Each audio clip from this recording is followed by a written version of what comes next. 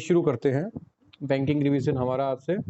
तो सबसे पहले अगर रिवीजन की हम बात करते हैं तो फर्स्ट क्वेश्चन हमारे माइंड में अराइज होता है कि what is bank and what are money lenders. Okay, एक मनी लेंडर्स और एक फाइनेंशियल इंस्टीट्यूशन, एक फाइनेंशियल कॉरपोरेशन और एक बैंक में क्या डिफरेंस होता है। जनरली हम अपने सराउंडिंग में आसपास देखते हैं कि there are so many person who are dealing with money. Okay, simply who are dealing with finance. Finance हम टर्म यूज करते हैं basically for raising loan, for raising fund. Basically अगर आप शॉर्ट में अगर जाएंगे तो फाइनेंस सिंपली मीन्स होता है मनी, पैसा।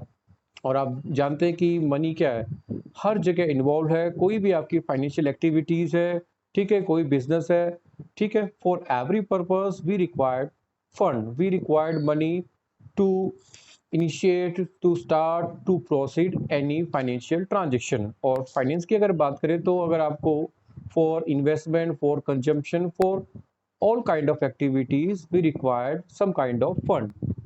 ओके, तो सिंपली अगर अब इसको थोड़ा सा फोकस करते हैं, कॉन्सेंट्रेट करते हैं कि बेसिकली फाइनेंशियल इंस्टीट्यूट एक टर्म आपका डिराइव होता है जो कि फाइनेंस से ही रिलेटेड है।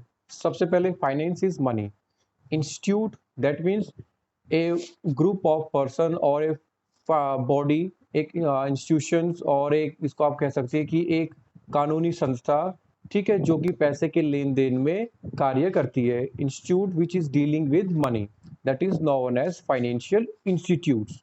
उसी से आगे फिर फर्दर आपके फाइनेंशियल इंस्टीट्यूट्स भी दो टाइप के बनते हैं, एक बैंकिंग इंस्टीट्यूट्स और दूसरा बनता है आपका नॉन बैंकिंग फाइनेंशियल इंस्टीट्यूट्स, जिनको हम शॉर्ट में बोलते हैं NBFC। या इनको आप अगर लोकल लैंग्वेज में कहें तो आपके लोकल एरियाज में आप पाएंगे तो आपके क्या होंगे, फाइनेंस ऑफिसेज, ठीक है, फाइनेंस फाइनेंस ट्रेडर, इवन आपके कुछ क्लोज रिलेटिव भी, फ्रेंड भी इस तरह के मतलब कि बिजनेस में वो डील करते हैं। That means basically they are providing finance, they are dealing with finance, they are giving loan as per short term requirements. अब बारी आती है बैंक की कि इनके अलावा बैंक क्या होता है। तो सिंपली एक एडिशनल टर्म, एक एडिशनल फीचर बैंक के साथ जोड़ दिया जाता है अपार्ट फ्रॉम ग्रांटिंग लोन। ठीक है, बैंक कैन हैव और bank can take deposits from public. कि बैंक एक वित्तीय संस्था है जो कि जनता से जमा स्वीकार करती है और उसके साथ साथ जनता को उस जो पैसा उसके पास जमा पूंजी के तौर पर इकट्ठा हुआ है उसको वो लोन के तौर पर, ऋण के तौर पे भी जनता को सुविधा प्रदान कर सकती है। Simply a bank can accept deposit for the purpose of granting loan as per the need of investors. कि जो जनता में जो निवेश करता है, जिनको पैसे की जरूरत है, जो कॉर्पोरेट हाउसेस हैं, ठीक है, उनकी जरूरतों को पूरा करने के लिए बैंक जनता से, ठीक है, एक उचित ब्याज दर ऑफर्ड करके, ठीक है, by offering an interest rate to the deposit holder, public bank attract savings from public। कि एक ब्याज दर को एक पेश करके या उनको एक तरह से रिटर्न का एक तोहफा देकर बैंक क्या करता है, पब्लिक से जो उनकी अनयूज सेविंग्स है उनको इकट्ठा करता है और उसको फिर आगे एक इंटरेस्ट पर ही आगे जो निवेश करता है, कॉर्पोरेट हाउसेज हैं, ठीक है, जिनको पैसे की जरूरत है उनको वो पैसा देता है। तो हम अगर हम इसको कहें तो बैंक का काम क्या है, एक तरह से इंटरमीडिएशन का, एक बीच में मध्य व्यक्ति के तौर पर काम करता है, जो कि जो सरप्लस यूनिट है, मतलब जिनके पास पैसा अधिशेष में रखा हुआ है, मतलब अतिरिक्त रखा हुआ है उनकी जरूरतों के अलावा, वो उस पैसे को सरप्लस यूनिट से डेफिशिएट यूनिट्स, मतलब जिनके पास पैसे की कमी है, मतलब जो पैसे की जरूरत रखते हैं, जो आगे पैसे का इस्तेमाल करके उसको व्यापार में निवेश या फिर व्यापार को बढ़ाने के लिए इस्तेमाल करना चाहते हैं। ठीक है, तो सिंपल डेफिनेशन में इसको एक बार मैं रिपीट करना चाहूंगा दोबारा से कि bank is a financial institute which accept credit for the purpose of granting loan to the investors.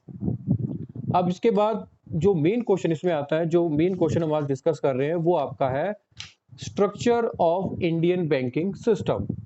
ठीक है, तो उससे पहले अगर मैं बात करूं कि डिफरेंस बिटवीन बैंकिंग इंस्टीट्यूट और नॉन बैंकिंग फाइनेंशियल इंस्टीट्यूट्स, तो there is the basic difference in two institute is bank can accept deposit, bank can grant loan, but a non-banking financial corporation can only grant loan, but do not accept or can't accept deposit from the public.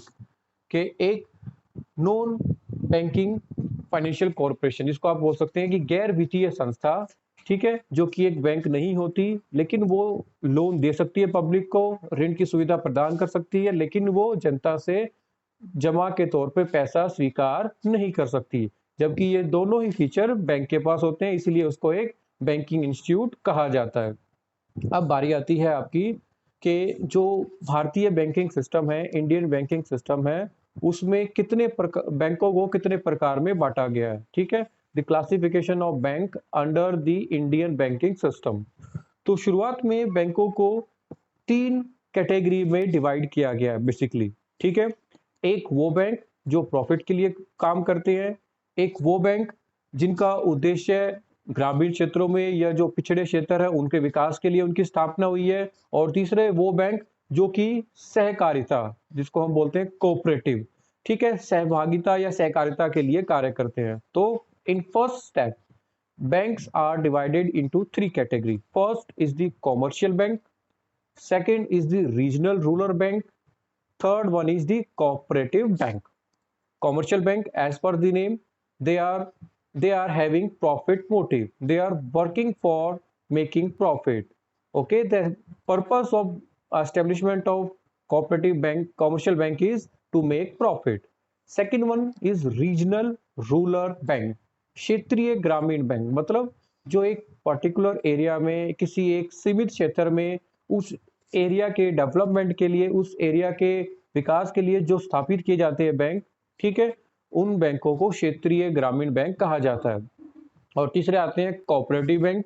इनकी स्थापना भी rural areas में या जो backward areas है वहीं पर इनकी स्थापना की जाती है, आरआरबी की तरह। लेकिन इनका उद्देश्य क्या होता है? इनका उद्देश्य कॉमर्शियल बैंक और रीजनल रूरल बैंक के अलावा इनका उद्देश्य होता है कम ब्याज दर पर लोगों को ऋण की सुविधा प्रदान करना। मतलब लोगों को, जो छोटे उद्यम कर्मी है, स्मॉल एंटरप्रेन्योर हैं, मीडियम एंटरप्रेन्योर हैं, स्मॉल बिजनेसमैन हैं, फार्मर्स हैं, रिटेलर्स हैं, उनको आसान ब्याज दरों पर कोऑपरेटिव बैंक ऋण की सुविधा प्रदान करते हैं। ठीक है, फिर उसके बाद आगे बढ़ते हैं, अब लेके चलते हैं हम कॉमर्शियल बैंक की आगे फर्दर कैटेगरीज को। तो first, the commercial bank is categorize into 2 part. अब यहाँ पे आप लोगों का बहुत कई बार डाउट होता है, और आप में से कुछ लोग इसमें क्वेरीज के तौर पे इसको पूछ भी सके हैं, ऑलरेडी पूछ चुके हैं इसमें, कि कॉमर्शियल बैंक 2 कैटेगरी में आते हैं। एक शेड्यूल बैंक, ठीक है, सूचित बैंक, और दूसरे आपके होते हैं नॉन शेड्यूल बैंक। सूचित बैंक को या अनुसूचित बैंक इनको कहा जाता है, दूसरे गैर अनुसूचित बैंक। तो यहाँ पर इस कैटेगरी को आरबीआई के कॉन्स्टिट्यूशन के अकॉर्डिंग बांटा गया है। शेड्यूल बैंक या अनुसूचित बैंक वो बैंक होते हैं जो आरबीआई के सेकंड शेड्यूल के अकॉर्डिंग रजिस्टर्ड होते हैं। ठीक है, Dooj bank who comes or who includes in the second schedule of RBI are known as schedule bank। अब शेड्यूल बैंक कौन कौन हो सकता है, इसके लिए इसके क्या क्या क्राइटेरिया है? तो नंबर 1 कि वो एक बैंकिंग संस्था होनी चाहिए, मतलब बैंकिंग से जुड़े कार्यों में वो कंपनी काम करती हुई होनी चाहिए, तो ही उसको सेकंड शेड्यूल में इंक्लूड किया जाएगा। दूसरा, जो उसकी पेड अप कैपिटल है, मतलब जो उसकी एक तरह से पूंजी है जिसमें उसने काम शुरू किया लगा के, वो कम से कम 5 लाख की होनी चाहिए। 5 लाख से ज्यादा की उसकी पूंजी होनी चाहिए, तो ही उसको सेकंड शेड्यूल में रजिस्टर्ड किया जाएगा। तीसरा, वो एक भारतीय कंपनी होनी चाहिए। भारतीय कंपनी के साथ साथ उसके बाद इसमें छूट दी गई है, शुरुआत में तो सिर्फ इंडियन कंपनीज को ही सेकंड शेड्यूल में इंक्लूड किया जाता है, लेकिन अब फॉरेन कंपनी बैंक्स को भी इसमें इंक्लूड किया जाता है। उसके लिए क्राइटेरिया यही है कि उसका जो बैंकिंग जो फंक्शनिंग है वो इंडिया के अंदर हो। ठीक है, उसका जो फंक्शनिंग का जो एरिया वो इंडिया में हो, वो एक, ठीक है, इंडियन एक्ट के अकॉर्डिंग, कंपनीज एक्ट के अकॉर्डिंग रजिस्टर्ड हो, या फिर वो एक कानून के द्वारा बनी हुई कंपनी हो, या फिर सरकार के या गवर्नमेंट के कानून के हिसाब से उसको कंपनी मान लिया गया हो। तो ये सारी अगर फीचर्स हैं, ये सारे अगर क्राइटेरिया अगर कोई कंपनी फुलफिल करती है, तो उसको सेकंड शेड्यूल में रजिस्टर्ड या इंक्लूड किया जाता है। मैं दोबारा से इसको रिपीट करता हूँ टॉप पॉइंट को एक बार, कि वो सभी कंपनियां जो कि बैंकिंग बिजनेस में जुड़ी हुई हैं। नंबर 2, वो कंपनियां जिनका जो पेड अप कैपिटल है वो 5 लाख से ज़्यादा है। तीसरा, वो कंपनियां जो कि कंपनीज एक्ट के अंडर रजिस्टर्ड हो या पार्लियामेंट एक्ट के अकॉर्डिंग फॉर्म हुई हो या फिर उनको गवर्नमेंट ने कंपनी का दर्जा दिया हो। ठीक है, इन ये सारे एलिमेंट पूरे होने के बाद, फीचर होने के बाद ही उसको आरबीआई के सेकंड शेड्यूल में इंक्लूड किया जाता है। अब इसका एक पॉइंट ये आता है कि क्या बेनिफिट मिलता है आरबीआई के सेकंड शेड्यूल में एक कंपनी का रजिस्टर्ड होने के बाद, और क्या उसको फुलफिल करना होता है। तो जो भी कंपनी जो आरबीआई के सेकंड शेड्यूल में आती हैं, तो मैं आपको बताऊं, जितने भी कॉमर्शियल बैंक हैं, चाहे वो पब्लिक हो या प्राइवेट हो या फॉरेन बैंक हो, वो सारे ही शेड्यूल बैंक हैं। अब इनके ऊपर आरबीआई का कुछ नॉर्म्स और कुछ ना कुछ इसका आरबीआई का क्या होता है, टर्म कंडीशन इन सब के ऊपर एप्लीकेबल है। वो टर्म कंडीशन क्या, वो टर्म कंडीशन होता है मैंडेटरी रिजर्व, कि जितने भी शेड्यूल बैंक हैं, ठीक है, जो भी बैंक जो आरबीआई के सेकंड शेड्यूल में इंक्लूडेड है, they have to make mandatory reserves. Mandatory reserve हम पढ़ चुके हैं पहले, हमें याद होगा कि दो तरह के आपके मैंडेटरी रिजर्व होते हैं। एक तो याद होगा आपको कैश रिजर्व रेशो, और दूसरा होता है एसएलआर स्टैट्यूटरी लिक्विडिटी रेशो, नकद आरक्षित अनुपात और संवैधानिक आरक्षित नकद अनुपात।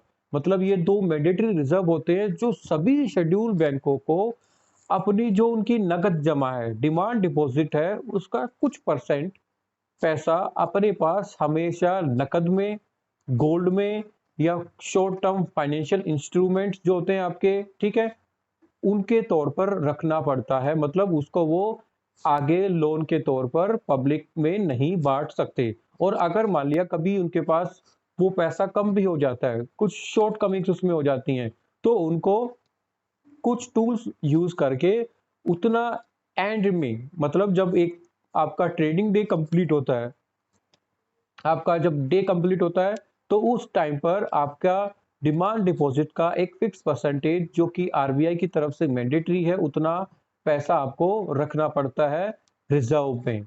तो ये सब किसके ऊपर एप्लीकेबल है, सभी शेड्यूल बैंक के ऊपर। उनको आरबीआई के रूल्स रेगुलेशन नॉर्म्स फॉलो करने होते हैं। अब ये तो हो गया कुछ मैंडेटरी गाइडलाइंस, लेकिन इनको बेनिफिट क्या मिलता है कि वो आरबीआई की तरफ से जो भी आपके एक तरह से कह सकते हैं स्कीम्स होती हैं, या फिर आरबीआई से वो लेंडिंग फैसिलिटीज अवेल कर सकते हैं, कि जब भी उनको पैसे की जरूरत है तो वो आरबीआई से सीधे डायरेक्टली ऋण की सुविधा वो ले सकते हैं। जबकि एक नॉन शेड्यूल बैंक आरबीआई से ऋण की सुविधा नहीं ले सकता, या जो भी बेनिफिट आरबीआई की तरफ से दिए जाते हैं, वो जितने भी शेड्यूल बैंक है वो उन बेनिफिट्स को अवेल, उन सुविधाओं को वो आरबीआई से प्राप्त कर सकते हैं। तो एक तरह से मैं अगर कहूँ तो जितने भी आपके कॉमर्शियल बैंक हैं, ठीक है, जितने भी आपके व्यापारिक बैंक हैं, जितने भी आपके फॉरेन बैंक है, प्राइवेट बैंक है, वो सारे ही आपके शेड्यूल बैंक कैटेगरी में आते हैं। दूसरी तरफ आता है आपका नॉन शेड्यूल बैंक, गैर अनुसूचित बैंक, मतलब जो बैंक आरबीआई के सेकंड शेड्यूल में इंक्लूड नहीं होते, उन सभी बैंकों को नॉन शेड्यूल बैंक कहा जाता है। तो सीधे तौर पर उनके ऊपर आरबीआई के नॉर्म्स अप्लाई नहीं होते, आरबीआई के जो मैंडेटरी रिजर्व पॉलिसीज है वो उनके ऊपर अप्लाई नहीं होती, ठीक है, उनकी जो पेड अप कैपिटल है वो 5 लाख से कम होती है। तीसरा, वो बैंकिंग के साथ साथ कुछ अदर ऑपरेशन, कुछ अदर ट्रेडिंग एक्टिविटीज में भी इन्वॉल्व हो सकते हैं, क्योंकि आरबीआई डायरेक्टली उनको कंट्रोल, डायरेक्टली उनको रेगुलेट नहीं करता।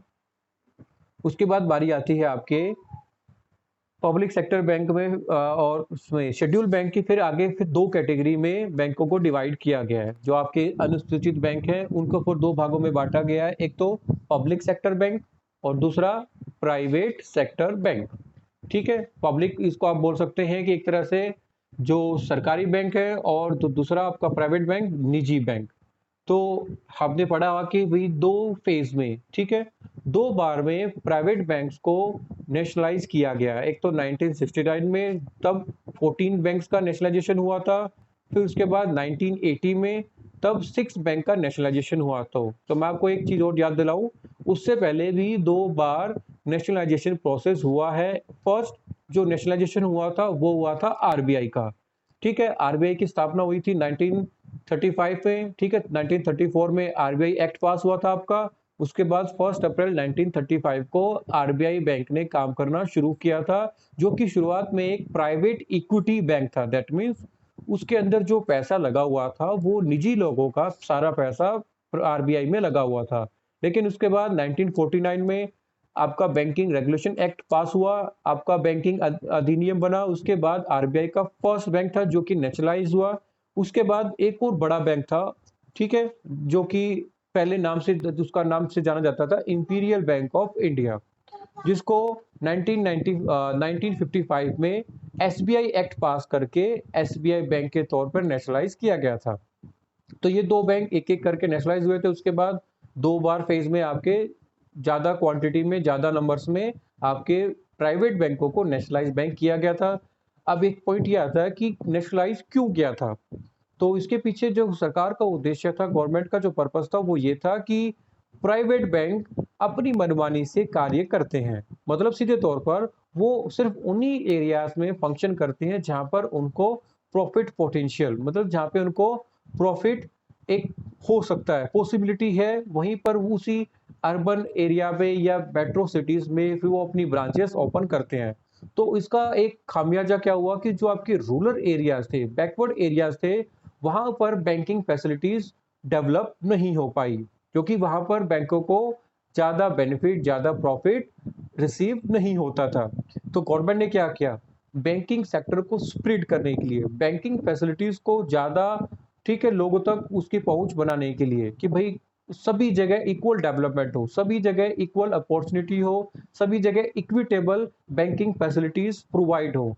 तो इसलिए जो उस टाइम पे जो आपके टॉप आपके बैंक थे, प्राइवेट बैंक, 1969 में ये रिकमेंडेशन दिया गया कि भाई इनको प्राइवेट से पब्लिक बैंक में कन्वर्ट किया जाए। मतलब उनकी इक्विटी को सरकार ने खरीद लिया और उनको प्राइवेट बैंक से नेशनल बैंक में बदल दिया।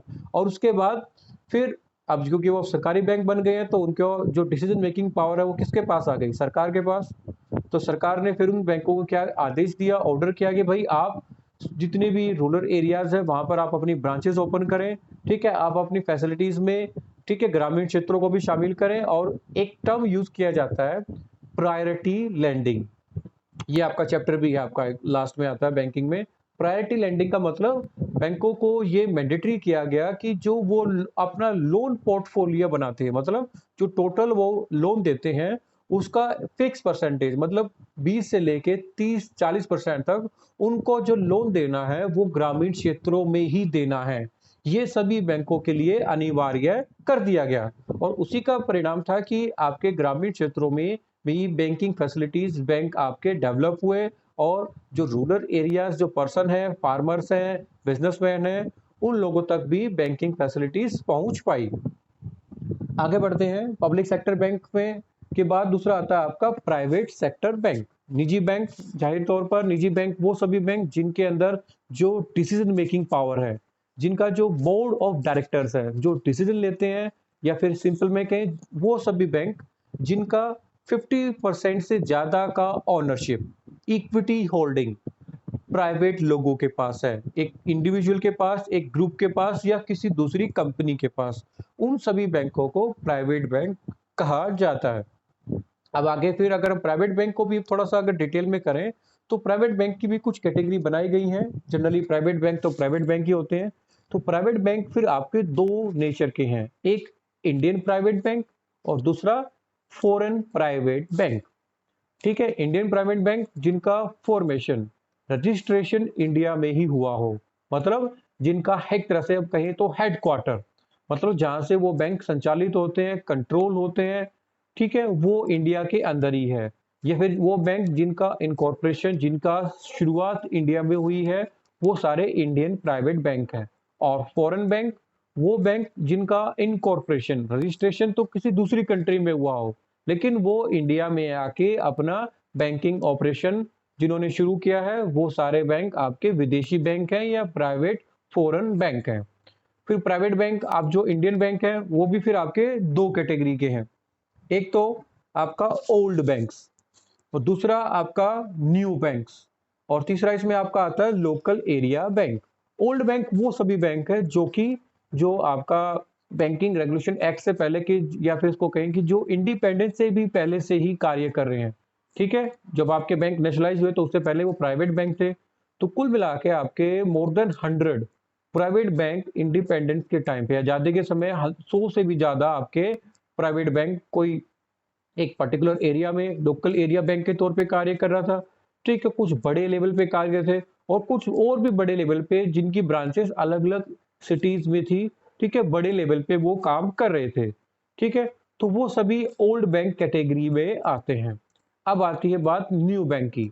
तो न्यू बैंक वो सभी बैंक है जिनको आजादी के बाद बैंकिंग लाइसेंस मिला है, मतलब जिनको इंडिपेंडेंस के बाद बैंक के तौर पर कार्य करने के लिए जिन कंपनियों को बैंकिंग लाइसेंस मिला है, उन सभी बैंकों को न्यू बैंक की कैटेगरी में रखा जाता है। मतलब जो बैंकिंग रेगुलेशन एक्ट पास होने के बाद जिन बैंकों को न्यू लाइसेंस मिला है एज ए बैंक के तौर पे कार्य करने के लिए, वो सारे न्यू बैंक में आपके काउंट होते हैं। तो लगभग कुल मिला के आपके 8 से 10 ऐसे बैंक है जो कि न्यू बैंक कैटेगरी में आते हैं। मतलब आजादी के बाद से 8-10 बैंक को, प्राइवेट बैंकों को ही बैंकिंग का रजिस्ट्रेशन दिया गया है। ठीक है, और अभी हाल फिलहाल में तो अगर बात करें तो शायद 2 या 3 बैंक ही आपके हैं जिनको बैंकिंग लाइसेंस मिला है। जैसे आपका एक बैंक तो आपका था लक्ष्मी विलास बैंक, और अभी रिसेंटली एक और नया लेटेस्ट बैंक आपका बना था बंधन बैंक।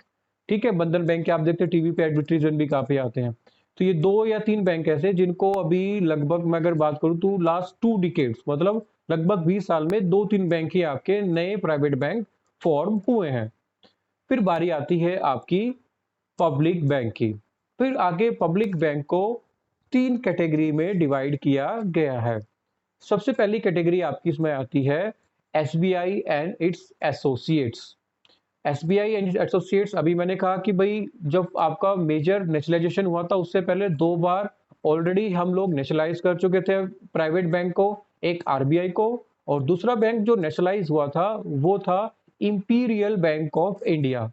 इंपीरियल बैंक जिसकी स्थापना एस्टेब्लिशमेंट हुआ था 1921 में, 1921 में, जब आपके 3 बड़े प्रेसिडेंसी बैंक, अब हम थोड़ा सा पीछे चलेंगे हिस्ट्री के उसमें, बैंकिंग हिस्ट्री में, तो ब्रिटिश गवर्नमेंट की तरफ से 3 प्रेसिडेंसी बैंकों की स्थापना हुई थी। प्रेसिडेंसी बैंक थे, मतलब जब ब्रिटिशर रूल था तो उस टाइम पे ब्रिटिश ने क्या किया था, जो इंडियन जो टेरिटरी थी उसको कुछ प्रोविंस में बांटा था। मतलब उसको एफिशिएंटली वर्क को ऑपरेट करने के लिए, टास्क को डिवाइड करने के लिए इंडिया को अलग अलग क्षेत्र में बांट दिया गया था, जिसमें एक थी बॉम्बे प्रोविंस, एक थी आपकी मद्रास प्रोविंस, और एक आपकी थी बंगाल या कोलकाता प्रोविंस। मतलब अलग अलग एरिया में आपके एक तरह से, जैसे आज डिस्ट्रिक्ट डिवाइडेड है, आपके स्टेट डिवाइडेड है, सेम उसी तरीके से ब्रिटिशर्स ने क्या किया था, अपने टास्क को, अपनी पावर्स को कंट्रोल करने के लिए प्रोविंस में टेरिटरी को डिवाइड किया था, जहां से वो मेजोरिटी में पूरे इंडिया को जो भी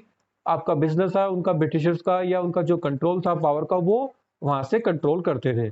तो उन एरिया में, उन प्रोविंस में अपनी फाइनेंशियल एक्टिविटीज को और ज्यादा रेगुलेट करने के लिए, डेवलप करने के लिए उन्होंने क्या किया, 3 बैंकों को फॉर्म किया जो कि उन प्रोविंस के नाम से ही रखे गए और उनको प्रेसिडेंसी बैंक कहा गया। सबसे पहले बैंक आपका बना था उसमें बंगाल में। ठीक है, इसको नाम रखा गया था आपका बैंक ऑफ कलकत्ता या बैंक ऑफ बंगाल, जिसकी स्थापना आपका शायद मेरे ख्याल से 1806 में हुई थी। ठीक है, उसके बाद फिर आपके 2 बड़ी सिटी और भी थे। ठीक है, ये तीनों ही आपकी पोर्ट सिटी थी, मतलब जहां से ज्यादातर आपका एक्सपोर्ट होता था, मतलब निर्यात जहां से किया जाता था। 3 सिटी, कोलकाता, मद्रास जिसको आज हम चेन्नई के नाम से जानते हैं, और तीसरा बॉम्बे जो कि आजकल मुंबई के नाम से फेमस है। तो सबसे पहला आपका बैंक ऑफ बंगाल जिसकी स्थापना हुई 1806 में, दूसरा आपका बैंक ऑफ मद्रास जिसकी स्थापना शायद आपकी 1840 में हुई थी, और तीसरा बैंक ऑफ बॉम्बे जिसकी स्थापना आपकी 1843 में हुई थी। ठीक है, फिर क्या हुआ उसके बाद, जब आपके इंडिया में, ठीक है, आपके स्ट्रगल जो मूवमेंट थे, आपके फ्रीडम मूवमेंट जब वो तेज हुए, तो उस समय पर ब्रिटिशर के लिए क्या था, अलग अलग डिस्ट्रिक्ट से, अलग अलग प्रोविंस से फाइनेंशियल एक्टिविटीज को, बैंकिंग एक्टिविटीज को कंट्रोल करना थोड़ा मुश्किल हो गया था। तो उन्होंने क्या किया, उन तीनों बैंकों को यूनाइट कर दिया, मर्ज कर दिया 1921 में, और फिर आपका एक नया बैंक बना imperial bank of India finally, जिसको फिर इंडियन गवर्नमेंट ने 1955 में after passing the SBI act ठीक है, उसको नेशनलाइज किया और उस बैंक का नाम रखा गया स्टेट बैंक ऑफ इंडिया। और उसके साथ साथ उसके जो कुछ स्पोर्टिंग बैंक थे, ठीक है, स्पोर्टिंग उसके जो आपके, इसको आप कह सकते हैं कि आपकी ब्रांचेस थी, उनको नाम दिया गया एसोसिएट्स। मतलब शुरुआत में एसबीआई और उसके साथ कह सकते हैं कि आपके सहकारी, जिसको कहेंगे, इसको और भी मददगार बैंकों की स्थापना हुई थी एसबीआई और साथ एसोसिएट्स की। उसके बाद लगभग 1970 के आसपास दो बैंकों को एसबीआई में मर्ज कर दिया गया था। फाइनली 2017 तक आपके एसबीआई और उसके 5 एसोसिएट्स बैंक वर्किंग थे। लेकिन 2017 में, ठीक है, जो आपके 2 बार, हम इसको भी टॉपिक को डिस्कस करेंगे, एक इंपॉर्टेंट क्वेश्चन है, बैंकिंग रिफॉर्म्स, ठीक है, बैंकिंग क्षेत्र में सुधार, कि जब बैंकिंग क्षेत्र में कुछ कमियां थी तो 2 फेज में आपका बैंकिंग रिफॉर्म हुआ है। तो सेकंड जो रिफॉर्म हुआ था 1991 में, नरसिंघम कमेटी 2, तो उसमें ये बात रखी गई थी कि इंडिया में कुछ बड़े बैंकों की आवश्यकता है, कुछ आपके मेजर बैंक्स, मतलब जिनका कैपिटल ज्यादा हो, उनकी इंडिया में आवश्यकता है, जो कि जो आपके इंटरनेशनल बैंक हैं या फिर आपके अंतर्राष्ट्रीय स्तर की जो आपके बैंक है, उनके साथ वो प्रतिस्पर्धा कर पाए, उनके साथ वो कंपटीशन कर पाए। तो उसी के रिकमेंडेशन को मानते हुए 2017 में कुछ बैंकों का मर्जर किया गया, जिसमें एक था आपका SBI and it's associates merger. मतलब एसबीआई के अंदर जो उसके 5 सहायक बैंक थे, ठीक है, सहायक बैंक में आपका state bank of Patiala, state bank of Jaipur and Bikaner, state bank of Travancore, state bank of Mysore, state bank of Hyderabad. दो और बैंक थे आपके, स्टेट बैंक ऑफ बड़ौदा और स्टेट बैंक ऑफ शायद इंदौर या बड़ोदरा कुछ करके था, जो पहले ही मर्ज हो चुके थे। तो इन पांचों बैंकों को एसबीआई में मिला दिया गया। उसके साथ साथ एक और बैंक था आपका, जो कि एक नया बैंक बना था 2008 में, ठीक है, under the government of UPA, ठीक है, कांग्रेस सरकार के अंतर्गत एक नया बैंक बना था, भारतीय महिला बैंक, जिसका कॉन्सेप्ट ये था कि उसके अंदर जितने भी एम्प्लॉय होंगे वो सारे फीमेल एम्प्लॉय होंगे। कस्टमर कोई भी हो सकता है, लेकिन उसके जो स्टाफ होगा वो सारा ही आपके स्टाफ एक फीमेल कर्मचारी का होगा। तो उस तर्ज पर एक बैंक शुरू हुआ था, भारतीय महिला बैंक, लेकिन वो कॉन्सेप्ट सक्सेसफुल नहीं हुआ, पॉपुलर नहीं हुआ, तो गवर्नमेंट ने उसको 2017 में एसबीआई के अंदर मर्ज कर दिया। ठीक है, तो कुल मिला के अगर हम आज के डेट में 2020 में देखते हैं, तो आज सिर्फ एक बैंक है आपका, स्टेट बैंक ऑफ इंडिया। इसको हम अलग कैटेगरी में इसलिए रखते हैं, और बाकी नेशनलाइज बैंक को अलग इसलिए रखा जाता है क्योंकि बाकी जो नेशनलाइज बैंक है उनको प्राइवेट बैंक से कन्वर्ट करके नेशनलाइज बनाया गया, जिसके लिए कोई भी कानून पास नहीं किया गया था। लेकिन जब एसबीआई को कन्वर्ट किया गया, नेशनलाइज किया गया, तो उसके लिए बाकायदा एक अधिनियम, एक कानून, एक एक्ट पास किया गया था पार्लियामेंट से, जिसके बाद इंपीरियल बैंक को एसबीआई बैंक के तौर पर नेशनलाइज किया गया। इसलिए उसको एक अलग कैटेगरी में, पब्लिक सेक्टर बैंक में रखा जाता है। फिर आती है दूसरी कैटेगरी, जैसे अभी हम डिस्कस कर ही रहे थे, नेशनलाइज बैंक।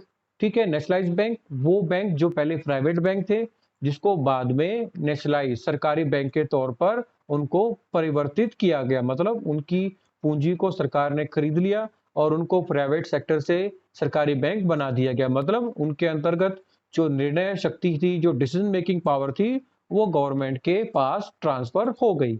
और इसके साथ तीसरी कैटेगरी इसमें एक और आती है आपकी,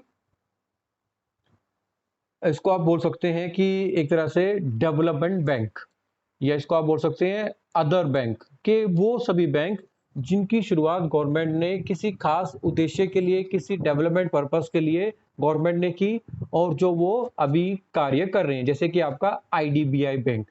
ठीक है, आईडीबीआई एक संस्था के तौर पे शुरू हुआ था, आपका industrial development bank of India. शुरुआत में इसका नाम रखा गया था बैंक, लेकिन ये एक फाइनेंशियल इंस्टीट्यूट के तौर पर, एक क्रेडिट एजेंसी के तौर पर इसकी शुरुआत की गई थी, जिसका मकसद था जो भी आपके बड़े बड़े कोऑपरेटिव सोसाइटी, आपकी कोऑपरेटिव जो आपकी कंपनीज हैं, ठीक है, जो बड़े बड़े आपकी प्राइवेट फर्म्स हैं, उनको लोन देने के लिए आईडीबीआई की शुरुआत हुई थी, जिसको बाद में एक बैंक के तौर पे कन्वर्ट किया गया था, जिसकी लिए शुरुआत में जो इसका ओनरशिप था, जो इसका आप कह सकते हैं कि इक्विटी होल्डिंग थी, वो आरबीआई के पास थी। इसके बाद उसको गवर्नमेंट के पास ट्रांसफर किया गया, और अभी 2019 में लास्ट ईयर ही गवर्नमेंट ने उसकी ओनरशिप को एलआईसी को बेच दिया है। मतलब एलआईसी जो कि ऑलरेडी एक पब्लिक कंपनी है, सरकारी कंपनी है, ठीक है, उसके पास अब आईडीबीआई का स्वामित्व आ गया है। मतलब 51% से ज्यादा जो शेयर होल्डिंग है वो एलआईसी कंपनी के पास है, इसलिए अब उसको पब्लिक सेक्टर बैंक की कैटेगरी से हटा दिया गया है। मतलब कहने को तो एलआईसी भी एक पब्लिक कंपनी है, लेकिन अब एलआईसी क्या है, एक आपकी अलग से एक ऑटोनोमस बॉडी है, मतलब स्वचालित संस्था जो खुद से अपने निर्णय लेती है, ठीक है। तो अब जब वो संस्था खुद ही निर्णय लेगी, बैंक को चलाएगी, तो सीधे तौर पर सरकार का डायरेक्टली प्रत्यक्ष तौर पे उसपे कोई भी अब उसपे हस्तक्षेप नहीं है, जिसके कारण अब उसको पब्लिक सेक्टर बैंक की कैटेगरी से निकालकर डेवलपमेंट बैंक या प्राइवेट बैंक की कैटेगरी में रखा गया है। तो ये थे आपके पब्लिक सेक्टर बैंक की कैटेगरी। तो उसके बाद फिर आपका आता है, अब ये तो था आपका पूरा का सारा कॉमर्शियल बैंक का कैटेगराइजेशन, कि जो आपके व्यापारिक बैंक हैं वो कितने प्रकार के होते हैं, जो कि शेड्यूल बैंक, नॉन शेड्यूल से लेकर आपके पब्लिक, नेशनलाइज, एसबीआई तक आपकी कैटेगरी बनी हुई है। फिर जो दूसरा, शुरुआत में अगर हम जाए तो 3 कैटेगरी में हमने बैंकों को बांटा था, कॉमर्शियल बैंक, दूसरा आरआरबी। आरआरबी आपके होते हैं क्षेत्रीय ग्रामीण बैंक। ये एक गवर्नमेंट का एक फ्लैगशिप प्रोग्राम था, जो कि रूरल एरियाज में, ठीक है, कृषि के लिए और आपके उद्योगों के विकास के लिए बैंकों की शुरुआत इनकी की गई थी 1975 में। 2 अक्टूबर 1975 में आरआरबी की स्थापना हुई थी, जो कि एक गवर्नमेंट का एक फ्लैगशिप प्रोग्राम था, जिसका मकसद था कि ग्रामीण क्षेत्रों का विकास किया जाए, ग्रामीण क्षेत्रों में भी बैंकिंग फैसिलिटीज को प्रमोट किया जाए। मतलब गवर्नमेंट को कहीं ना कहीं ये रियलाइज हुआ था कि जो आपके नेशनलाइज बैंक है, कॉमर्शियल बैंक है, ठीक है, उनकी एक्टिविटी रूरल एरियाज में लिमिटेड है। मतलब वो रूरल एरियाज में ज्यादा एफिशिएंटली वो वर्क नहीं कर पा रहे हैं, ठीक है। तो रूरल एरियाज में बैंकिंग फैसिलिटीज को प्रमोट करने के लिए एक टर्म यूज किया जाता है, फाइनेंशियल इंक्लूजन। फाइनेंशियल इंक्लूजन का मतलब होता है सभी के लिए बैंकिंग सुविधा को बढ़ावा देना, मतलब सभी को फाइनेंस प्रोवाइड करना, सभी एक साथ फाइनेंस की फैसिलिटीज को अवेल कर सकते हैं। तो उस पर्पस के लिए आरआरबी की स्थापना हुई, ठीक है, जिसमें एक पैटर्न रखा गया कि आरआरबी के अंदर डायरेक्टली एक कंपनी या एक संस्था का, एक स्टेट का पैसा ना होके 3 स्पॉन्सर पार्टीज उसमें पैसा अपना निवेश करेंगी, ठीक है। फर्स्ट उसमें जो पार्टी रहेगी, उसमें इन्वेस्टमेंट जो इन्वेस्टर रहेगी वो रहेगी सेंट्रल गवर्नमेंट, दूसरा जो उसमें इन्वेस्टर रहेगी वो रहेगी स्टेट गवर्नमेंट, और तीसरा जो इन्वेस्टर उसमें रहेगा वो रहेगा एक स्पॉन्सर बैंक।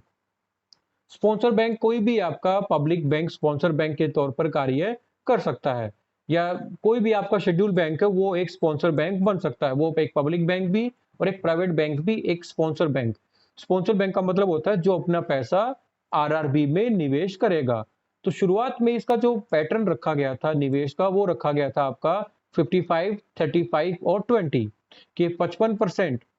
मतलब एक अगर हम बात करें, जैसे 1 रुपया अगर मान लिया एक बैंक में निवेश किया जाएगा, तो 55 पैसा सेंट्रल गवर्नमेंट की तरफ से, 35 पैसा स्टेट गवर्नमेंट की तरफ से और 20 पैसा स्पॉन्सर बैंक की तरफ से उस 1 रुपये में निवेश किया जाएगा, जिसको बाद में उसको सिंपलेस्ट करने के लिए गवर्नमेंट ने क्या कर दिया, 60-20-20 के 60 रुपीज गवर्नमेंट की तरफ से निवेश होगा, 20-20 आपका स्टेट गवर्नमेंट और आपका प्राइवेट बैंक निवेश करेंगे। उसके बाद एक आरआरबी की स्थापना एक पर्टिकुलर एरिया में की जाएगी, जिसका उद्देश्य क्या होगा, उस एरिया का डेवलप करना, उस एरिया में जो स्मॉल एंटरप्रेन्योर हैं, ठीक है, आपके फार्मर्स हैं, उनको फाइनेंशियल इंक्लूजन, मतलब उनको बैंकिंग फैसिलिटीज, उनको लोन फैसिलिटीज प्रोवाइड करना। फिर उसके अलावा तीसरा एक और कैटेगरी, क्योंकि आरआरबी भी थोड़ा आपका जो उनका जो नेचर है वो उनके जो इंटरेस्ट रेट है थोड़ा हाई होते हैं, तो कहीं ना कहीं जो बिल्कुल ही आपके बैकवर्ड एरियाज हैं वहां पर फिर भी लोग उनसे उनकी सेवाएं लेने से वंचित रह जाते हैं। तो उसके बाद गवर्नमेंट ने क्या किया, बिल्कुल ग्राउंड लेवल पे वर्क करने के लिए कि भाई जो बिल्कुल ही आपका लोअर तबका है, ठीक है, आपके जो बिल्कुल ही बिलो पॉवर्टी लाइन पर्सन है, जिनके पास पैसे का बिल्कुल सोर्स नहीं है, जिनके पास मोर्टगेज के तौर पर, मतलब बंधक के तौर पर रखने के लिए अपनी प्रॉपर्टी भी नहीं है, घर भी नहीं है, जो कि गिरवी रख के कुछ लोन नहीं ले सकते, उनके लिए सहकारी बैंकों की स्थापना की गई, कोऑपरेटिव बैंक, जिनका जो एस्टेब्लिशमेंट का पर्पस था वो था कोऑपरेटिव नेचर, मतलब वो कम और आसान ब्याज की दरों पर जो स्मॉल बिजनेसमैन हैं, फार्मर्स हैं, एक पर्टिकुलर आपके रूरल एरिया में उनको वो लोन फैसिलिटीज प्रोवाइड करेंगे। लेकिन इसके अंदर जो पैटर्न आपका होता है कि वो सबको लोन ना देकर जो उसके मेंबर्स होते हैं उन्हीं को वो आ, एक तरह से आप बोल सकते हैं सुविधाएं बेनिफिट्स प्रोवाइड करते हैं। और जो मेंबर्स उसमें ज्वाइन होते हैं वो डायरेक्टली ज्वाइन ना होकर वो आपके एक तरह से रिकमेंडेड मेंबर होते हैं। जैसे मान लिया मैं एक कोऑपरेटिव सोसाइटी में मेंबर हूं, तो मेरे रिकमेंडेशन से ही, ठीक है, मेरी अनुशंसा से ही कोई दूसरा व्यक्ति उसके मेंबर बन सकता है, ना कि डायरेक्टली जाके आप अपना एक मेंबरशिप कार्ड आप कोऑपरेटिव सोसाइटीज में बना सकते हैं। कोऑपरेटिव सोसाइटी का बेनिफिट यही है कि आपको कम आसान ब्याज दरों पर बिना किसी मोर्टगेज के, बिना किसी बंधक संपत्ति के आपको आसानी से ऋण की सुविधा मिल सकती है। लेकिन अब सीधी सी बात है कि भाई कोई भी व्यक्ति अकाउंट खोल लेगा, पैसा लेगा और रफू चक्कर हो जाएगा या फ्रॉड करेगा, या उसके पास ऐसा कुछ नहीं है। तो इसीलिए इसमें ये सुविधा बनाई गई है कि आप डायरेक्टली अकाउंट ना खोल के आप किसी मेंबर के थ्रू, जो एक मेंबर है ऑलरेडी, वो आपको रेकमेंड करेगा, प्रमोट करेगा, उसके बाद ही आप कोऑपरेटिव बैंक के मेंबर या अकाउंट होल्डर के तौर पर आप जुड़ पाएंगे। फिर उसके बाद कोऑपरेटिव बैंक की भी कुछ कैटेगरी बनाई गई है, जैसे कि आपके सबसे पहले स्टेट कोऑपरेटिव बैंक, जो स्टेट स्पॉन्सर्ड होते हैं, जो कि एक राज्य सरकार की तरफ से आपके एस्टेब्लिश बैंक है कोऑपरेटिव, उनको स्टेट कोऑपरेटिव बैंक कहा जाता है। बहुत सारे ऐसे बैंक हैं, बहुत सारी इंडिया में ऐसे सरकारें हैं, आपका बिहार में, यूपी में, हरियाणा में, पंजाब में, जो कि स्टेट आपके फंडिंग कोऑपरेटिव बैंक्स वर्क कर रहे हैं। स्टेट फंड मतलब फंडिंग का मतलब हो गया जिसमें सरकारी पैसा लगा हुआ है। दूसरा आपका आता है सेंट्रल और district cooperative bank. District cooperative bank जो पर्टिकुलरली एक डिस्ट्रिक्ट में, ठीक है, वर्क करते हैं, उनको डिस्ट्रिक्ट कोऑपरेटिव बैंक कहा जाता है। और तीसरा फिर आपका आता है प्राइमरी क्रेडिट सोसाइटीज। ठीक है, primary credit societies cooperative bank का ही एक पार्ट है, लेकिन ये सबसे छोटा पार्ट है। मतलब जो एक सिर्फ एक ही एरिया में, अब आपके जो कोऑपरेटिव बैंक्स हैं, स्टेट कोऑपरेटिव बैंक्स, उनकी ब्रांचेस हो सकती हैं, ठीक है, पूरे स्टेट में। जो डिस्ट्रिक्ट कोऑपरेटिव बैंक्स हैं उनकी ब्रांचेस हो सकती हैं उस पर्टिकुलर डिस्ट्रिक्ट के अंदर ही। एक डिस्ट्रिक्ट है, जैसे मान लिया आपका पानीपत डिस्ट्रिक्ट है या सोनीपत डिस्ट्रिक्ट है हरियाणा के अंदर, तो सोनीपत डिस्ट्रिक्ट के अंदर ही सारी बैंकों ब्रांच, उस बैंक की ब्रांच बन सकती हैं, तो वो डिस्ट्रिक्ट कोऑपरेटिव बैंक है। अगर वो हरियाणा स्टेट कोऑपरेटिव बैंक है, तो हरियाणा के किसी भी डिस्ट्रिक्ट में उसकी बैंक की ब्रांच हो सकती है। लेकिन जब हम बात करते हैं प्राइमरी क्रेडिट सोसाइटी की, तो वो एक पर्टिकुलर एक सिंगल एरिया में ही वर्क करती हैं, फंक्शन करती हैं। या यूं के सबसे स्मॉलेस्ट पार्ट है आपका, फंक्शनिंग लेवल है कोऑपरेटिव बैंक का, तो वो प्राइमरी क्रेडिट सोसाइटीज हैं, ठीक है, जो कि एक एरिया में रहकर ही अपना, ठीक है, बैंकिंग बिजनेस को वो एस्टेब्लिश करती हैं और उसको वो आगे एग्जीक्यूट करती हैं। तो ये था आपका इंडियन बैंकिंग स्ट्रक्चर के भारत में जो बैंक हैं उनके जो विभिन्न विभिन्न प्रकार हैं, ये पूरा आपको मैंने डिफाइन किया। उसके बाद एक टॉपिक और हम आज डिस्कस कर लेते हैं, ठीक है, फिर आज की क्लास ओवर करेंगे। दूसरा टॉपिक है हमारा बैंक एंड बैंकिंग फंक्शन, कि एक बैंक के क्या क्या फंक्शन होते हैं। उसके बाद आगे आने वाली क्लासों में मैं एक आरबीआई और आपका जो डेवलपमेंट इंस्टीट्यूट्स हैं वो, दूसरा आपका जो mode saving types of accounts, types of loan, ये सब टॉपिक हम डिस्कस करेंगे रीजन में। तो अब हम आगे बढ़ते हैं, फंक्शन ऑफ बैंक। तो बेसिकली इसको देखो, दो तरीके से आप इन फंक्शन को एक्सप्लेन कर सकते हैं। एक तो सभी को पॉइंट टू पॉइंट लेके चले 1 2 3 4 5 6 7 8 9 10। दूसरा आप कुछ कैटेगरी के हिसाब से, मतलब कुछ बेसिस के हिसाब से भी फंक्शंस को आप डिफाइन कर सकते हैं। तो ये ऑप्शन थोड़ा बेटर रहेगा अगर आप एग्जाम में ऐसे ही करेंगे तो बैंकिंग फंक्शन को तीन बेसिस में, तीन कैटेगरी में बांटा गया है। फर्स्ट कैटेगरी में आपकी आती है प्राइमरी फंक्शन, जिसको कहा जाता है मुख्य कार्य। दूसरा आपका इसमें आता है एजेंसी फंक्शन, मतलब एक एजेंट के तौर पर बैंक के कार्य। और तीसरा इसमें आपका आता है जनरल यूटिलिटी फंक्शन, मतलब सामान्य सेवाएं। तो मुख्य तौर पर देखो, सीधी सी बात है, कोई भी फाइनेंशियल इंस्टीट्यूट हो तो बैंक कब बनता है, जब वो मेनली दो काम करता है। पहला काम जब वो जमा स्वीकार करता है, एक्सेप्ट डिपॉजिट। दूसरा काम जब वो लोन देता है, grant loan to the public. Okay.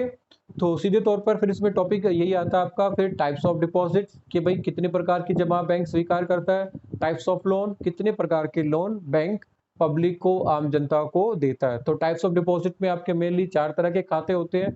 सबसे पहला सावधि जमा जिसको हम बोलते हैं सेविंग बैंक अकाउंट। दूसरा इसमें होता है चालू खाता जो कि व्यापारियों के लिए होता है करंट अकाउंट। तीसरा इसमें आपके फिर 2 बैंक अकाउंट आते हैं जिनको सावधि जमा खाता कहा जाता है, फिक्स डिपॉजिट्स। और इसी के अंदर एक और आपका टाइप आता है पुनरावर्ती सावधि खाता जिसको हम यूज करते हैं रिकरिंग डिपॉजिट अकाउंट। मतलब ये 3-4 तरह के आपके अकाउंट्स हैं जिसके थ्रू हम एक बैंक में अपना खाता खुलवा सकते हैं और अपना पैसा जमा करा सकते हैं। फिर दूसरा आपका होता है टाइप्स ऑफ लोन कि बैंक फिर अलग अलग तरीके से अलग अलग सुविधाओं के अनुसार लोन फैसिलिटी भी देता है। वो फैसिलिटी आपकी 1 दिन से लेकर कुछ निश्चित राशि से लेकर असीमित राशि तक भी हो सकती है, जिसमें आपका कैश क्रेडिट से विड्रॉल फैसिलिटी से, ठीक है, short term loan, long term loan, आपका शॉर्ट टर्म आपके बोरोइंग्स तक बहुत सारे टाइप्स आपके लोन के हो सकते हैं।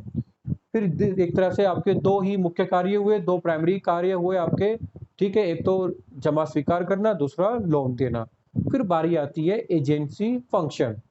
अब एजेंसी फंक्शन इस चीज को हम जब आगे एक टॉपिक और आपका आएगा इसमें बैंक एंड कस्टमर रिलेशनशिप, तो इसमें टॉपिक को भी हम रिवाइज करेंगे कि एक बैंक और एक ग्राहक के बीच में कितने टाइप का संबंध होता है। तो उसी में एक आपका संबंध आता है आपका एक तरह से, एक तो एम्प्लॉयर एम्प्लॉय, ठीक है, दूसरा आपका इसमें आता है एक आपका रिलेशन इसमें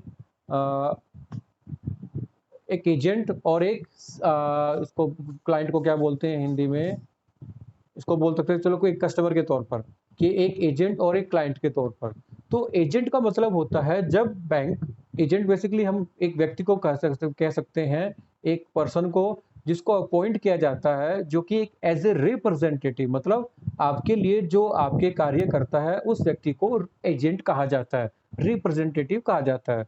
तो सिंपली एजेंसी फंक्शन में बैंक के वो सारे फंक्शन शामिल किए जाएंगे जो बैंक आपके लिए, मतलब वो फंक्शन अगर बैंक नहीं करता तो वो फंक्शन आपको परफॉर्म करने पड़ते हैं, लेकिन आपकी सुविधा के लिए कि भैया बैंक के कस्टमर हैं तो बैंक ने आपको फैसिलिटीज प्रोवाइड की है कि बैंक आपके बिहाफ पर वो सारे फंक्शन परफॉर्म करता है। जैसे कि बिजली का बिल आपको भरना हो तो आपको बिजली के दफ्तर जाना पड़ेगा, ऑफिस आपको विजिट करना पड़ेगा उस बिल को पे करने के लिए। लेकिन आजकल क्या है, आप बैंक से डायरेक्टली ऑनलाइन नेट बैंकिंग से या बैंकिंग ऐप से या अदर जो आपके अदर ऐप हैं, ठीक है, उन ऐप के माध्यम से आप डायरेक्टली आप अपने अकाउंट से कोई भी आपका यूटिलिटी बिल हो जिसमें इलेक्ट्रिसिटी, वाटर, मोबाइल, आपका mobile prepaid mobile, postpaid mobile recharge, आपका वो सारे बिल आप भर सकते हैं। तो इस सब को कहा जाता है एजेंसी फंक्शन। इसके अलावा आपका कोई कलेक्शन आपके लिए करना हो, मतलब कोई पेमेंट आपको किसी ट्रेडर से लेनी हो तो वो ट्रेडर क्या करेगा, डायरेक्टली एक चेक लेके आपके अकाउंट में जमा करेगा। बैंक क्या करेगा, वो चेक लेके सीधा आपके अकाउंट में जमा करेगा। मतलब collection of interest, collection of cheque, ठीक है, पेमेंट, ये सारे आपके एजेंसी फंक्शन बैंक आपके एक एजेंट के तौर पर परफॉर्म करेगा। फिर उसके बाद और भी इसमें आपका रहेगा payment of rent, insurance premium, ठीक है, promissory notes, bill, selling and buying of foreign exchange, ये तमाम तरह के एजेंसी फंक्शन बैंक आपके लिए करता है। फिर बारी आती है यूटिलिटी फंक्शन की। यूटिलिटी फंक्शन होते हैं कुछ आपकी सामान्य सेवाएं होती हैं जो बैंक की तरफ से आपको दी जाती हैं, जैसे कि लॉकर की सुविधा, एटीएम मशीन की सुविधा कि आप जाके बैंक में ना जाके सीधा एटीएम से आप पैसा विड्रॉल करा सकते हैं, ठीक है, ट्रैवलर चेक कि कहीं आप विदेश में घूमने गए तो आपको नकदी रखने की जरूरत नहीं है, ज़्यादा पैसा आपको कैरी करने की जरूरत नहीं है, आपको बैंक की तरफ से एक ट्रैवलर चेक बना के दिया जाएगा जिसके माध्यम से आप कहीं भी किसी भी फॉरेन कंट्री में आप इजिली अपने जो भी आपके एक्सपेंडिचर रहेंगे उनकी पेमेंट आप कर सकते हैं। इसी तरीके से एक और बनता है आपका लेटर ऑफ क्रेडिट, ठीक है, लेटर ऑफ क्रेडिट क्या होता है, एक तरह से ऋण पत्र कि भाई आप निर्यातक हैं, एक्सपोर्टर हैं, ठीक है, आप किसी विदेश में किसी व्यापारी के साथ आप डीलिंग करते हैं, लेकिन होता ये कि जब आप विदेशों में डीलिंग करते हैं, बिजनेस करते हैं तो कहीं ना कहीं एक कम्युनिकेशन गैप या फिर आप उसको कह सकते हैं ट्रस्ट गैप कि आप विदेश में व्यापारी है उसके ऊपर भरोसा नहीं करते, या जो विदेशी आपका इंपोर्टर है जो आपसे सामान खरीद रहा है वो आपके ऊपर ट्रस्ट नहीं करता कि भाई आप पैसा मतलब पेमेंट टाइम से होगा नहीं होगा, तो उसकी गारंटी के तौर पर बैंक आपको एक लेटर ऑफ क्रेडिट जारी करता है, एक ऋण पत्र, कि भाई इसके व्यक्ति के पीछे मैं हूँ, कोई भी पेमेंट होगा, कोई भी पैसे से संबंधित मामला होगा तो उसकी तरफ से आपको टेंशन लेने की रिक्वायरमेंट नहीं है। ठीक है, जो भी पेमेंट होगी वो 100% की जाएगी, गारंटी के तौर पे की जाएगी। तो बैंक उसमें अपनी गारंटी देता है लेटर ऑफ क्रेडिट के तौर पर। उसके अलावा इसमें कुछ पॉइंट और भी जो आप जोड़ सकते हैं, इंटरनेट बैंकिंग, मोबाइल बैंकिंग, और एक और पॉइंट बैंक इंश्योरेंस। ये हमने लेटेस्ट टॉपिक पढ़ा था आपका। ठीक है, उसमें जो पार्टिसिपेंट्स थे बैंकिंग, उसमें उसमें इंश्योरेंस सेक्टर में बैंक इंश्योरेंस क्या, एक तरह से कि आजकल बैंक बैंक जो इंश्योरेंस कंपनी है उनके सहायक के तौर पे भी काम करते हैं। मतलब बैंक अब कंपनियों के लिए बीमा बेचना और खरीदने का काम करते हैं। मतलब आपको अगर बीमा कराना है तो कोई बैंकिंग इंश्योरेंस कंपनी है तो वो किसी बैंक के साथ टाई अप करती है, समझौता करती है, तो उस बैंक के माध्यम से भी आप उस पर्टिकुलर कंपनी का बीमा आप खरीद सकते हैं। और इसी में एक पॉइंट और आपका आता है मर्चेंट बैंकिंग के। जब देखिए दोनों चीजें अलग अलग हैं कि एक बैंक जब किसी इंश्योरेंस कंपनी के साथ टाई अप करता है तो उसको कहा जाता है बैंक इंश्योरेंस पूरा एक साथ मिला के बोला जाता है। और जब एक बैंक किसी कंपनी के साथ टाई अप करता है जिसके लिए वो बाजार में इक्विटी शेयर्स जारी करेगा, शेयर इश्यू करेगा, तो उस प्रोसेस को कहा जाता है मर्चेंट बैंकिंग। मतलब आजकल बैंक क्या कर रहे हैं, अपनी सेवाएं दे रहे हैं। आजकल बैंक अपना इन्वेस्टमेंट बैंकिंग फैसिलिटीज सर्विसेज भी प्रोवाइड कर रहे हैं कि भाई आपको शेयर बाजार में या किस तरह से आपको इन्वेस्टमेंट करना है, तो वो तमाम तरह की फैसिलिटीज भी बैंक आपको देते हैं जो कि यूटिलिटी सर्विस में काउंट किया जाता है। तो ठीक है भाई, आज के लिए इतना ही। तो बैंकिंग स्ट्रक्चर हमने डिस्कस किया, टाइप्स फंक्शन ऑफ बैंक हमने डिस्कस किया। नेक्स्ट क्लास में हम डिस्कस करेंगे आपके आरबीआई को, और दूसरा आपके जो टाइप्स ऑफ डिपॉजिट्स हैं, टाइप्स ऑफ आपके लोन हैं। और इसी में एक क्वेश्चन आपका था जिसमें शायद कुछ आप स्टूडेंट्स के डाउट भी थे, टाइप्स ऑफ इसको कह सकते हैं क्रिएटिंग चार्ज ऑन लोन, कि जब एक बैंक लोन ऑफर करता है तो उसके बदले में वो ग्राहक से कुछ संपत्तियों को मॉर्टगेज बंधक के तौर पे रखता है, तो वो संपत्ति को अलग अलग राइट के हिसाब से अकॉर्डिंग के अपने पास वो रखता है कि कुछ केसेस में वो संपत्ति को अपने पास ब्लॉक करके रखता है, मतलब उसको ग्राहक यूज नहीं कर सकता। कुछ सब केसेस में बैंक क्या करेगा, उस प्रोडक्ट को जिसके ऊपर लोन लिया गया है वो कस्टमर को ही दे देता है, ठीक है, यूज करने के लिए। लेकिन जब तक वो कस्टमर उसकी पूरी ईएमआई नहीं भरता तब तक के उसके ऊपर बैंक ऑब्जर्वेशन रखता है। तो ये कुछ तमाम तरह के कुछ आपके charge of creating charge on loan है, आपके modes of creating charge on loan है, जिसको टॉपिक को डिस्कस करेंगे क्योंकि ये एक अच्छा टॉपिक भी है आपका। उसके अलावा फिर आपके जो बैंकिंग रेगुलेशन एक्ट है आपका, आरबीआई एक्ट है आपका, ठीक है, आपके आरबीआई के फंक्शंस, ठीक है, ड्यूटीज, ये सारे टॉपिक हम रिवीजन में रखेंगे। तो होपफुली आज का ये लेक्चर आपको क्लियर हुआ होगा। आपके कोई टॉपिक है, कोई डाउट है तो आप रेगुलर बेसिस पे पूछ सकते हैं, या फिर आप क्लास में भी जब लेक्चर होगा तो उसमें भी आप उन टॉपिक्स को, ठीक है, क्वेश्चन को आप पूछ सकते हैं। तो आज के टॉपिक में कोई आपको डाउट है, कोई क्वेश्चन आपका है तो आप पूछ सकते हैं।